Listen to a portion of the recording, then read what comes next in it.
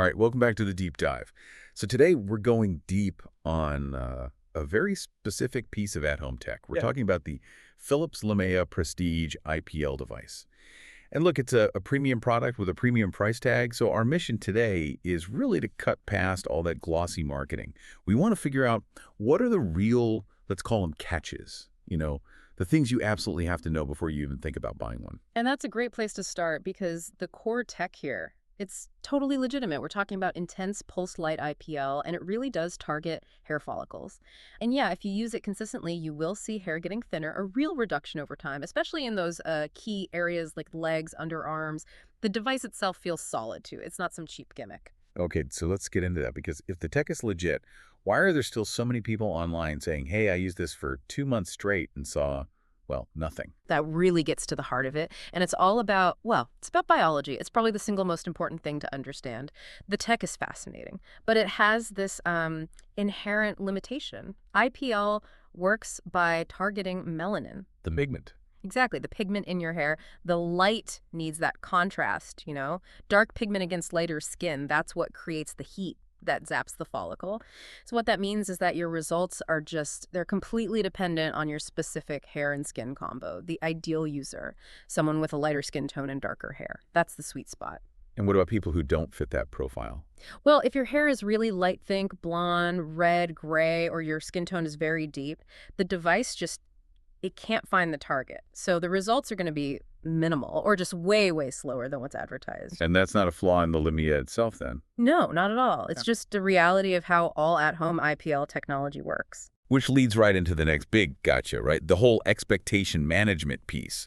You spend all this money on a top-of-the-line device, and you expect, I don't know, clinic-level results overnight. Absolutely. And consistency is everything. You have to be so dedicated using it regularly for weeks, maybe even months, to really see that sustained reduction. Right. If you miss sessions or you just expect it to be magic... You're just setting yourself up for disappointment. Exactly. And maybe we should widen the lens for a second. Let's talk about efficacy versus convenience.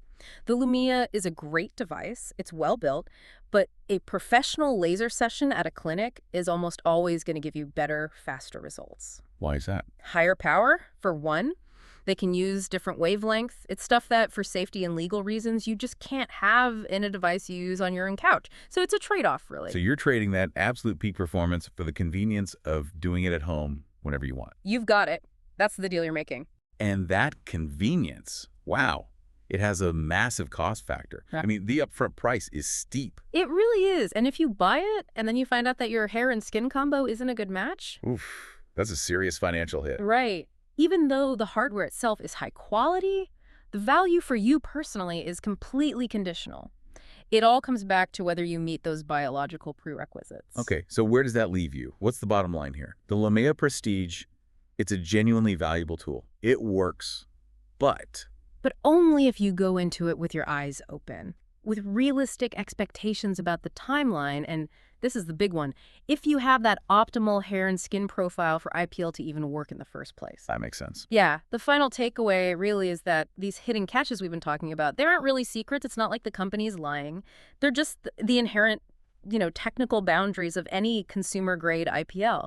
Success just completely hinges on you, the user, understanding those limits before you buy. That's a really good point. And that kind of raises a bigger question, I think. When you're looking at any big consumer tech claim, a fitness watch, a beauty device, anything, you have to ask, how much of the hype is an outright lie and how much is just a careful omission of context, leaving out the crucial details you need to actually succeed with the product. Something to think about. That's all the time we have for this deep dive. Thanks for listening.